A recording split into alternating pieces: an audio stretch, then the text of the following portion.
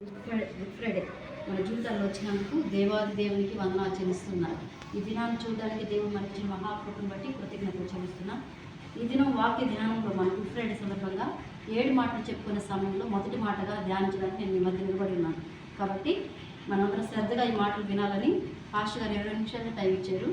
కరెక్ట్గా 12:20కి నేను ముగించడానికి ప్రయత్నం చేస్తాను.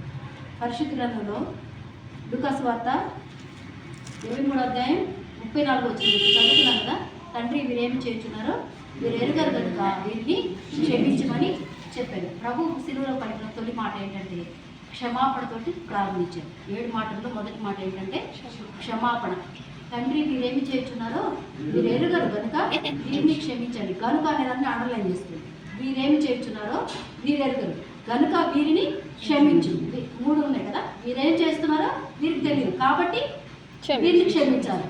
అంటే ఎవరి గురించి అడుగుతున్నారు అక్కడ ప్రభు వారు అని అంటే యేసు ప్రభు ఆ శ్రమల్లో ఉండి, ఆ కష్టంలో, ఆ బాధలో, ఆ సిలువ మోసుకొచ్చిన బాధలో ఉండి, అంత శ్రమలో కూడా అక్కడ వారి కొరకు తండ్రిని వేడుకుంటున్నారు. తండ్రి వీరేం చేస్తున్నారో వీరు ఎరుగరు కనుక వీరిని క్షమించు. ఆయన చెప్పారు ముందే, నువ్వు క్రీస్తు అంటే అవును నువ్వు అన్నట్టే అన్నారు. కానీ వాళ్ళు ఎవరికి అది ఆ మాట గ్రహింపు రాలేదు.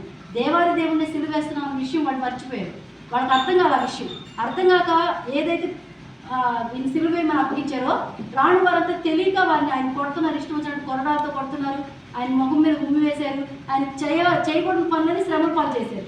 శ్రమల పాలు చేసిన సమయంలో కూడా ఆయన ఏమంటున్నాడంటే తండ్రి వీరేం చేస్తున్నారో వీరెరుగరు వీళ్ళు తెలియట్లేదు, అర్థం కావట్లేదు కాబట్టి వీళ్ళని క్షమించు.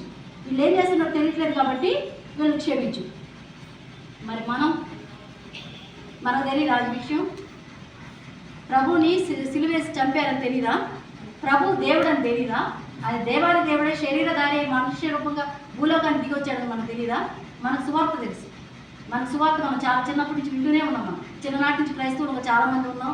మనంతా చిన్నప్పటి నుంచి క్రైస్తవంలో పెరిగాం కాబట్టి ఈ విషయాలు వింటూనే పెరిగాం. నేనైతే నా చిన్నప్పటి నుంచి వింటూనే పెరిగా పెట్టి ప్రభు సిలువలో మరణించాడని, పాపుల కోసం ప్రాణం పెట్టాడని, మరలా తిరిగి 3వ దినాలు లేచాడని సువార్త వింటూనే పెరిగాం. మరి ఈయన క్షమించమని అడుగుతున్నాడని ఆ చుట్టూ ఉన్న వారిని క్షమించమని పెడుతున్నాడు.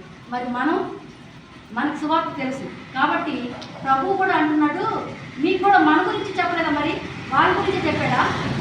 మీరేం చేస్తున్నారు వీరెరుగరు కనుక వీరిని క్షమించమని చెప్పాడు.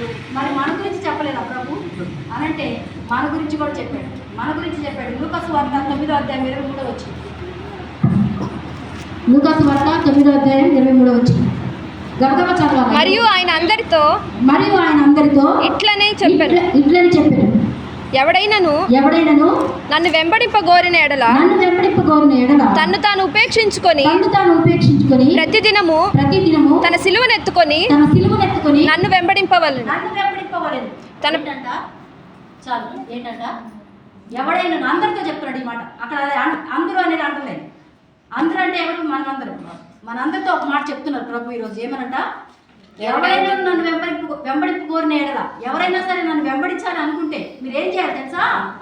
తాను ఉపేక్షించుకొని తన సిలువను ఎత్తుకొని నన్ను వెంబడించాలి. ఉపేక్షించుకోవడం అంటే నా ఇష్టాలన్నీ పక్కన పెట్టాడు, నన్ను నేను వదిలేసుకోవడం, నా అహం అంతా పక్కన పెట్టాడు, మొత్తం విడిచిపెట్టేసి ఆయన వెంబడించడు. ఇది మనందరితో చెప్తున్నాడు. ఇక్కడేమో వీరేం చేస్తున్నారు వీరు ఎరుగరు కానీ మీరు క్షమించమన్నాడు. ఇక్కడేం చెప్తున్నాడు అంటే అందరితో ఒక మాట చెప్తున్నాడు. ఏమని? ఎవడైనా నన్ను వెంబడించాలనుకుంటే ఏం చేయాలట? తాను ఉపేక్షించుకొని నీ ఇష్టాలు పక్కన పెట్టేసేయి. ఒక మాట చెప్పాలంటే నువ్వు త్యాగం చేసి పక్కన పడేసి ఉపేక్షించుకొని తన సిలువను ఎత్తుకొని అంటే మన సిలువను ఎత్తుకొని ఏం చేయాలా? ఆయన వెంబడించాలి. ఎలా వెంబడిస్తాం? ఏంటి దారి ఏంటి? మనం ఎలా వెంబడిస్తాం? సిలువ ఆయన ఆల్రెడీ మోస అయిపోయింది. మనమే సిలువను ఎత్తుకోవాలి. ఇప్పుడు మనమే సిలువను ఎత్తుకోవాలి. మనం ఈరోజు ధ్యానం చేసుకున్నాం. అంటే యేసు ప్రభువు ఏమంటున్నాడు? వెంబడించాలంటే మనంతా ఎందుకు వచ్చాం దేవుని మందిరానికి ఈరోజు? మనం అంతా ఆయన వెంబడించేవారమే కదా కాదా? వెంబడించేవారమే కాబట్టి మనం ఏం చేయాలి? మన సిలువను ఎత్తుకొని ఆయన వెంబడించాలని లేఖనం సెలవిస్తుంది. ఆయన స్వయంగా చెప్పిన మాట ఇది. యేసు ప్రభు స్వయంగా పలికిన మాట.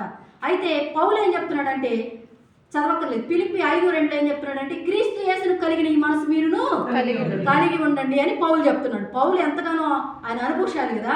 ఆయన ఏం చెప్తున్నాడు? క్రీస్తు యేసును కలిగిన ఈ మనసు మీరును కలిగి ఉండండి. ఇక్కడ కలిగి అనేది అంటలేదు. కలిగి అంటే ఉంది ఆల్రెడీ. ఆయనకు ఒక మనసు ఉంది. ఆ మనసుకి మనం ఏం చేయాలంట? తప్పకుండా ఉండాలి మనకు కూడా అలాంటి మనసే. క్రీస్తు యేసును కలిగిన మనసు మీరును కలిగి ఉండాలి. ఖచ్చితంగా మనకు కూడా ఆ మనసే ఉండాలి. ఆయనకు ఉంది కాబట్టి మనకు కూడా ఉండాలి. ఒకవేళ లేకపోతే సరి చేసుకోవాలి. ఇది వాక్యం. ఎప్పుడైతే కనుక మనం సరిగ్గా ప్రవర్తించట్లేదంటే, ఈ వాక్యం ఉంది మన దగ్గర, మన పరిశుద్ధ గ్రంథం మన చేతిలో ఉంది, లేఖనం తెలియజేస్తుంది మనకి అన్ని విషయాలు. దీంట్లో గుప్తమైనవి, మన జీవితం ఏంటో, మనం ఏంటో, మనం ఎలా నడుచుకోవాలో, ఎలా ప్రవర్తించాలో అన్నీ కూడా దీంట్లో ఉన్నాయి. క్షమాపణ అనేది ప్రభువు నేర్పించాడు మనకి. సిలువలో మొదటి మాట ఏం నేర్పించాడు? క్షమాపణ. క్షమాపణ. అందుకే మన పరలోక రాజ్యంలో పరలోక ప్రార్థన నేర్చుకుంటూ ఉంటాం కదా ప్రతిదినం. ఏమని? ఇదిగో నా రుణములను నేను క్షమించిన ప్రకారము మనమే ఒప్పుకుంటుంటాం ప్రతిరోజు. నా రుణములు నేను క్షమించిన ప్రకారమే నన్ను క్షమించమని అడుగుతూ ఉంటాం దేవుని. బయట మనం క్షమిస్తున్నామా? క్షమించట్లేదా? క్షమిస్తున్నామంటే క్షమించబడతాం, క్షమించకపోతే క్షమించలేము. అది మనమే అడుగుతున్నాం ప్రతిరోజు దేవుని పరలోక ప్రార్థనలో. మా రుణములు మేము క్షమించిన రీతిగా మా రుణములు క్షమించు. నువ్వు ఎంత క్షమిస్తావో అంతే నీకు క్షమించబడుతుంది. అందుకే వాక్యం చెప్తుంది, తీర్పు తీర్చకూడదు, అప్పుడు నీకు తీర్పు తీర్చబడుతుంది. నువ్వు తీర్పు తీర్చావంటే తప్పకుండా నీకు కూడా తీర్పు తీర్చబడుతుంది. ఎందుకు తీర్పు తీర్చబడాలి అని అంటే, తీర్చకూడదు అని అంటే, నువ్వు ఒకరి మీద వేరే వాళ్ళ మీద చెప్పేవనుకో తప్పకుండా నీ మీద కూడా వేరే వాళ్ళు చెప్తారు.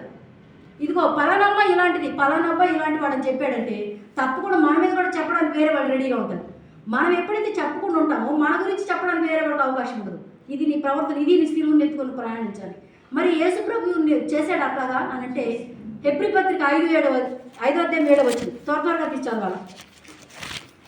శరీరధారి అయిన దినములలో మహారోదనముతోనూ కన్నీళ్లతోనూ తను మరణము నుండి రక్షింపగలవానికి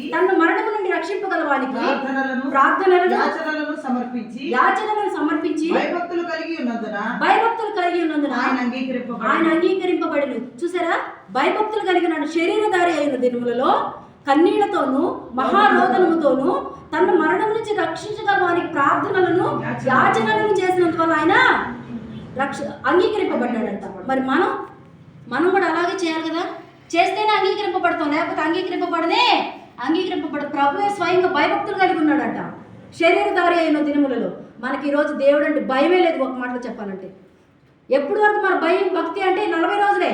తర్వాత మళ్ళీ ఏం చేస్తాం? సిలువను తీసి కింద పెట్టేస్తాం. ఇది తీసి పెట్టాల్సిన సిలువన నిరంతరం మనం బ్రతుకున్నంత కాలం మోసుకొని తిరగాల్సిన సిలువ.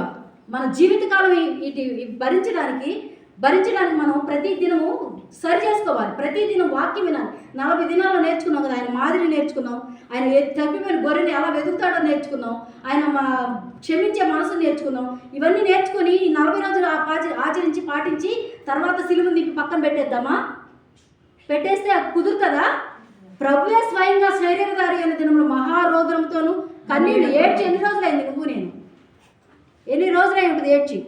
కానీ దేవుని దగ్గర మన బిడ్డల కోసం వాక్యం విన్నాం కదా, బిడ్డల కోసం, నీ కోసం, నీ బిడ్డల కోసం ఏడమని ప్రభు చెప్తే ఒక్కరోజు కూడా మన బిడ్డల కోసం మన కన్నీళ్ళు రావు.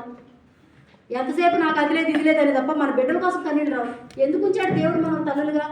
ఖచ్చితంగా మన బిడ్డల కోసం, మన రక్షణ కొరకు, మన బిడ్డల రక్షణ కొరకు మనం ఏం చేయాలి? ఈ సిలువను ఎత్తుకోవాలి మనం భుజం మీదకి. ఇదే మనం మోయాల్సిన భారం, ఇదే మనం మోయాల్సిన సిలువ. మోసి సిలువని ప్రతిదినం ఏం చేయాలా? అన్నీ వెంబడించాలి. తాను ఉపేక్షించుకొని, నువ్వు మర్చిపో, నీ త్యాగం, నీ ఇష్టాలు పక్కన పెట్టేసి తాను ఉపేక్షించుకొని తన సిలువను ఎత్తుకొని ఆయన ముందు మనం నడవాల్సిన వారమై ఉన్నాం. అయితే ప్రభు చెప్తున్నాడు కదా హెబ్రీ పత్రికలో 5:7, ఇంకా తర్వాత కింద కూడా చదవక, ఆయన కుమారుడై ఉండి తాను పొందిన శ్రమల వలన విధేయతను నేర్చుకునేను. చదువు. మరియు ఆయన సంపూర్ణ సిద్ధి పొందినవాడై మెల్కీసెదెకు యొక్క క్రమములో చేరిన ప్రధాన యాజకుడని దేవుని చేత పిలువబడి తనకు విధేయులైన వారికందరికి నిత్య రక్షణకు కారకుడాయను. ఆయన ఏం చేశాడంట? విధేయత నేర్చుకున్నాడంట. పొందిన శ్రమల వల్ల, భూలోకంలో ఆయన ఉన్నంత కాలం ఆయన పడిన శ్రమల వలన ఆయన ఏం నేర్చుకున్నాడంట? విధేయత నేర్చుకున్నాడు. నువ్వు నేను విధేయత కలిగి ఉండాలి. విధేయత కలిగి ఉండడానికి ఆయన నిత్య రక్షణకు కారకుడయ్యాడు. ఎవరైతే విధేయత చూపిస్తారో వాళ్ళకే రక్షణ, చదివిన అందరికీ కాదు. ఎవరైతే విధేయత కలిగి ఉంటారో వారికే రక్షణ అని వాక్యం సెలవిస్తుంది తేటగా. జాగ్రత్తగా వాక్యాన్ని చదవలేక, జాగ్రత్తగా దాన్ని గ్రహించలేక ఏం చేస్తున్నామంటే, నేను కూడా క్రైస్తవురాలని, నేను కూడా భక్తి కలిగిన దాన్ని, నేను కూడా మందిరాన్ని ప్రతిరోజు వెళ్తున్న దాన్ని అని ఎప్పుడో సిలువను తీసి పక్కన పెట్టేశాం. మోయాల్సిన భారాన్ని ఎప్పుడో తీసి పక్కన పెట్టేసి మామూలుగా నీ ఇష్టాలతో బ్రతుకుతున్నావు. నిన్ను నువ్వు ఎప్పుడు త్యజించావు, ఎప్పుడు త్యాగం చేసావు, ఎప్పుడు నేను నీ ఇష్టాలు పక్కన పెట్టి ఎప్పుడైతే సిలువను మోసుకొని నడుస్తున్నావో, ఎప్పుడైతే ప్రభువుని వెంబడిస్తున్నావో అప్పుడే నువ్వు తప్పకుండా దేవుని మార్గంలోకి వస్తావు. ఆ క్షమాపణ అనేది నీకు కూడా దొరుకుతుంది. పరలోక ప్రార్థన నేర్చుకున్నదే కదా. నువ్వు క్షమించకపోతే క్షమించగలవా? ఈ వాక్యం ధ్యానించేటప్పుడు నేను అనుకున్నా, దీన్ని ప్రకటించడానికి నాకు అర్హత ఉందా అసలు అనుకొని నాకు నేను ఒక్కొక్క సంఘటన జ్ఞాపకం చేసుకొని నాకు నేను మార్కులు వేసుకున్నాను. ఇది చెప్పడానికి నేను అర్థం రాలే, ఖచ్చితంగా నేను అర్థం రాలే. కారణం మా పావని మా వదిన ఇక్కడే ఉన్నారు. మా కుటుంబంలో ఎవరెవరికి ఏమి క్షమాపణ చెప్పానో వీళ్ళకి తెలుసు. కాబట్టి నేను అనుకున్నాను, ఇది నేను అర్థం నేను చెప్పడానికి. ఎవరెవరితో సమాధానం లేదు, వాళ్ళందరితో సమాధానం పడడానికి, క్షమాపణ అడగడానికి నేనే సిగ్గుపడ్డా. నన్ను నేను త్యజించుకొని పోయి క్షమాపణ. కానీ చాలా మందికి ఆ యుగో అడ్డం వస్తుంది, చెప్పలేదు. ఆ యుగోని ఎప్పుడైతే పక్కన పెడతామో అప్పుడే మనం ప్రభుని సిలువను ఎత్తుకొని వెళ్ళి క్షమాపణ చెప్పడానికి మనం ముందుకు ఎప్పుడైతే వెళ్తామో అదే మనం ఆ సిలువను మోయడం. ఈ సిలువను ఇది మర్చిపోయి మనం ఏం చేస్తున్నామంటే మన సొంత పనుల్లో పడిపోతున్నాం, మన సొంత ఆలోచనలు పడిపోతున్నాం. రోజులు ఎంత త్వరగా గడిచిపోయాయి, పరిస్థితులు ఎంత తొందరగా తారుమారైపోతున్నాయి. గమనిస్తున్నామా? తారుమారైపోతున్నాయి రోజులు. కాబట్టి మనం తప్పకుండా దేవుడు నేర్పించిన బాట ఏదైతే ఉందో, ఏదైతే మార్గం చూపించాడు ఆయన సిలువలో, ఆయన చెప్తున్నాడు వీరేమి చేస్తున్నారు వీరెరుగరు కనుక వీరిని క్షమించమన్నాడు. అలాగే మనం కూడా ఎలా ఉండాలి, మనందరితో కూడా చెప్పాడు, నిన్ను నువ్వు ఉపేక్షించుకొని తాను ఉపేక్షించుకొని తన సిలువను ఎత్తుకుని నన్ను వెంబడించాలని వాక్యం సెలవిస్తుంది. ఇప్పుడు వెంబడించడానికి మరి ఇంకొక మార్గం ఉందా మనకి? ఇదేనా? ఇంకొక మార్గం ఏమైనా ఉందా? ఇదేనా మార్గం?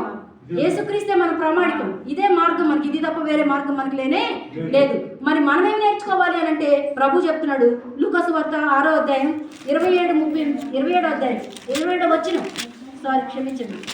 లూకా సువార్త 6వ అధ్యాయం 27వ వచనం. వినుచున్న మీతో నేను చెప్పునదేమనగా మీ శత్రువులను ప్రేమించుడి, మిమ్మును ద్వేషించు వారికి మేలు చేయుడి. చాలు, మళ్ళీ చదువు. ఇక్కడ ఎవరితో చెప్తున్నాడు అంటే మాట, వినుచున్న మీతో అంటే మనతో వినుచున్నాం కదా. మనం ఇప్పుడు ఏం చేస్తున్నాం? వింటున్నాం కదా. అందుకని మనతో కూడా ప్రభు చెప్తున్నాడు, వింటున్నాం మనతో ప్రభు చెప్తున్నాడు ఏమంట, శత్రువులను ప్రేమించుడి, ఇంకా తర్వాత మిమ్మల్ని ద్వేషించు వారికి మేలు చేయుడి, మిమ్మల్ని శపించు వారిని దీవించుడి. ఇది మన వల్ల కానే కాదు. అవుతుందా? ఒక మాట అంటే రెండు మాటలు అనే స్వభావం మంది. ఎవరన్నా ఒక మాట అంటే ఒప్పుకోగలమా? ఒప్పుకోలేము. ఒప్పుకోవాలి. ఇక్కడ ఇదే క్రైస్తవ్యం అంటే. క్రైస్తవ్యం అంటే ఏంటంటే ఏదైతే చేయగలమో అది చేయకుండా ఉండడమే క్రైస్తవ్యం. అర్థమవుతుందా? సిలువను ఎత్తుకోవడం అంటే ఇదే. ఎక్కడైతే మనం చెయ్యాలో ఒక మాట అన్నది మనల్ని రెండు మాటలు అనకుండా ఉండడమే మన సిలువను ఎత్తుకొని ఉన్నాం. ఇది భరిస్తున్నాం కాబట్టి తప్పకుండా నన్ను మనం ఏం చేయాలి? ఉపేక్షించుకోవాలి, మనం వదిలేసేయాలి. అంటే అన్నట్లని ఇది దులుపుకొని సాగి వెళ్ళిపోవాలి క్రైస్తవ్యంలో. అలా వెళ్ళగలిగితేనే ప్రభు దగ్గరికి చేరగలం. అలా వెళ్ళగలిగితేనే పరలోక రాజ్యానికి వారసులు అవ్వగలం. ఎందుకు మనం ప్రయాసపడుతుంది? పరలోక రాజ్యానికి వెళ్ళాలని కదా, ప్రభువుని చూడాలనే కదా. రేపు రాకడలు ఎత్తబడాలా, విడవబడాలా? ఎత్తబడాలి. అదే కదా మన ఆశ, అదేనా మన ఉద్దేశం కాదా? అదే కదా. అందుకే కదా మనం రక్షింపబడ్డాం. మనం అందుకే కదా ప్రభువుని అంగీకరించాం. అందుకే కదా బాప్తిసం తీసుకున్నాం. బాప్తిసం తీసుకున్న నువ్వు నేను ఏం చేయాలా? ఆయన సిలువను ఎత్తుకొని మనల్ని మనం ఉపేక్షించుకొని మనం ప్రయాణం చేయాలి. ప్రభు అదే నేర్పించాడు సిలువలో. ఆయన సిలువలో చివరి గడిలో ఆయన సిలువలో పలికిన మొదటి మాట ఏంటంటే, వీరేం చేస్తున్నారు వీరెరుగరు కనుక వీరిని క్షమించండి. మనకు ఆ ఛాన్స్ లేదు. ఎందుకంటే మనకంతా తెలుసు. ఇప్పుడు మనకు అన్ని విషయాలు తెలుసు. బైబిల్ మనకు మొత్తం చెప్పేసింది. బైబిల్ మొత్తం తెలుసుకున్నాం మనం. ఇప్పుడు సువార్త అంతా మనకు అర్థమైపోయింది. ఇప్పుడు మనకు లేదు ఈ ఛాన్స్. అందుకని మనం ఏం చేయాలి తెలుసా? అందరితో ఇంకొక మాట చెప్పారు, తాను వెంబడించాలనుకున్న వాడు ఏం చేయాలా? తాను ఉపేక్షించుకొని సిలువను ఎత్తుకొని ముందుకు నడవాలి, ఆయన వెంబడించాలి. ఇది మనకు నేర్పించాడు. మనకు నేర్పించిన బాటలో మనం తప్పకుండా నడవాలి. ఇది వాక్యం చెప్తుంది. ఇంకా కింద చదువుకోక, మిమ్మల్ని బాధించు వారి కొరకు ప్రార్థన చేయుడి. నిన్ను ఒక చెంప మీద కొట్టువాని వైపునకు రెండవ చెంప కూడా తిప్పుము. చాలు. ఏం చేయగలమా? కుదురుతుందా? మనకి కుదరగలిగితేనే క్రైస్తవ్యం, కుదరకపోతే అది క్రైస్తవ్యం కానే కాదు. నువ్వు మందిరంలోకి వస్తా, దేవుని పేరు పెట్టుకొని, తండ్రి పేరు పెట్టుకొని, నేను క్రైస్తవురాలని పేరు పెట్టుకొని నడుస్తూ ఒక మాట అంటే 10 మాటలు అంటే కుదురుతుందా? ఒక చెంప మీద కొడితే రెండో చెంప చూపిస్తావా? అవుతుందా నీకు నాకు? అవ్వాలి. అవ్వడమే క్రైస్తవ్యం. అయితేనే మనం సిలువను ఎత్తుకున్నట్టు అర్థం. అవ్వకపోతే అది కుదరదు. వాక్యం తేటగా సెలవిస్తుంది, లేఖనం తేల్చి చెప్పేసింది ఇలా చెయ్యాలి అని. ఇది ప్రభు స్వయంగా చెప్పిన మాటలు ఇవి. లూకాసు వార్తలో ప్రభు స్వయంగా పలికిన మాటలు ఇవన్నీ. ఇంకా చదువు పాప. నీ పైబట్ట ఎత్తుకొని పోవాని, నీ పైబట్ట ఎత్తుకొని పోవాని, నీ అంగీని కూడా ఎత్తుకొని పోకుండా, నీ అంగీని కూడా ఎత్తుకొని పోకుండా అడ్డగింపకము, నిన్ను అడుగు ప్రతివానికి నిమ్ము, నిన్ను అడుగు ప్రతివానికి ఇమ్ము, నీ సొత్తు ఎత్తుకొని పోవాని యొద్ద, నీ సొత్తు ఎత్తుకొని పోవాని యొద్ద దాన్ని మరలా అడగవద్దు, మనుషులు మీకేలాగు చేయవలనని మీరు కోరుదురో అలాగ మీరును వారికి చేయుడి. మిమ్మును ప్రేమించు వారినే మీరు ప్రేమించిన ఎడల మీకేమి మెప్పు కలుగును? పాపులను తమను ప్రేమించు వారిని ప్రేమించురు కదా. ఇది ఎవరు చేస్తారంటే ఇవన్నీ వాక్యం చెప్తుంది. పాపులు మనం ఎవరివి? దేవుని పేరు పెట్టుకున్న క్రైస్తవ బిడ్డలు, పరిశుద్ధులం కదా మనం. మనకి వాళ్ళకి తేడా ఉండాలి కదా. ఆ తేడాలు చెప్తున్నాడు ఇక్కడ దేవుడు. పాపులు కూడా అలాగే చేస్తారు, మరి మనం కూడా అలాగే చేస్తే ఏంటి తేడా వాళ్ళకి మనకి? అందుకనే వాళ్ళకంటే మనం ఏం చేయాలంటే మన సిలువుని ఎత్తుకోవాలి. వాళ్ళు ఎలా చేస్తున్నారో అలా మనం చేయకూడదు. అందుకే వాక్యం చెప్తుంది, ఈ లోక స్నేహము దేవునితో వైరమని మీరు ఎరుగరా. కాబట్టి లోకంతో స్నేహం ఉండొచ్చా? మనకి స్నేహం ఉండకూడదు. క్షమించినప్పుడు మనం ఏం చేయాలా? క్షమించమని దేవుడు చెప్పినప్పుడు మనం ఏం చేయాలా? కొన్నిసార్లు మనం క్షమించాలి వేరే వాళ్ళని, మన పట్ల తప్పు చేసిన వాళ్ళని. కొన్నిసార్లు మనం క్షమించాలి, కొన్నిసార్లు మనం క్షమాపణ అడగాలి. ఇది క్రైస్తవ్యం అంటే. క్రైస్తవులు కొన్నిసార్లు మనం ఎవరి పట్ల తప్పు చేస్తుంటే వెంటనే వెళ్ళి వాళ్ళతో సమాధానకర్త కదా మన దేవుడు, సమాధాన పడాలి. వెళ్ళి క్షమాపణ వాళ్ళు చెప్పడానికి మనం సంకోచం ఉండకూడదు. ఆ యుగం మన దగ్గర ఏది మాత్రం కూడా పని చేయడానికి వీల్లేదు. కొన్నిసార్లు క్షమించాలి, కొన్నిసార్లు క్షమాపణ అడగాలి. ఇదే మన సిలువుని ఎత్తుకోవడం. మనం సిలువుని ఎత్తుకొని ప్రయాణించడం, ఇదే క్రైస్తవ్యం. ఇంకా తర్వాత, మీకు మేలు చేయి వారికే మేలు చేసిన ఎడల మీకేమి మెప్పు కలుగును? పాపులను అలాగే చేతురు కదా. మీరెవరి యొద్ద మరలా పుచ్చుకొనవలనని నిరీక్షింతురో వారికే అప్పు ఇచ్చినడలా మీకేం మెప్పు కలుగును? పాపులను తామిచ్చినంత మరలా పుచ్చుకొనవలనని పాపులకు అప్పిచ్చెదరు కదా. చాలు. వీళ్ళు ఇలా చేస్తారు, లోకంలో వాళ్ళంతా అప్పులు చేస్తారు, అప్పులు తీసుకుంటారు. మనం అలా ఉండొచ్చా? ఉండకూడదని లేఖనం చెప్తుంది. అలా ఉంటేనే అంటే అప్పులు తీసుకోవద్దని నేను చెప్పట్లా, దయతో క్షమించండి, నా అట్లా అపార్థం చేసుకోవద్దు. అవసరాన్ని తీసుకోవచ్చు, కానీ మళ్ళీ తీర్చేస్తాం మనం అప్పు. అది తప్పని నేను అనట్లా. కానీ పాపులు చేసినట్టుగా మనం చేయొద్దు. పాపులు చేసినట్టుగా వాళ్ళలాగా మనం ప్రవర్తించకూడదు. ఇంకా వాక్యం చెప్తుంది 38వ వచనం చదువు పాప. క్షమించుడి అప్పుడు మీరు క్షమింపబడుదురు. చాలు. మనం క్షమిస్తేనే మనకేం కలుగుతుందంట? క్షమాపణ కలుగుతుంది. మనకి క్షమాపణ కలగాలంటే ముందు మనం ఏం చేయాలా? క్షమించాలి. మనం క్షమిస్తేనే మనకు క్షమాపణ దొరుకుతుంది. అందుకనే రాత్రి వాక్యంలో నేర్చుకున్నాం కదా, ఆమె విస్తారంగా ప్రేమించాను కాబట్టి ఆమె విస్తార పాపములు క్షమించబడ్డాయి. ఎంత ప్రభువును ప్రేమిస్తావో ఈ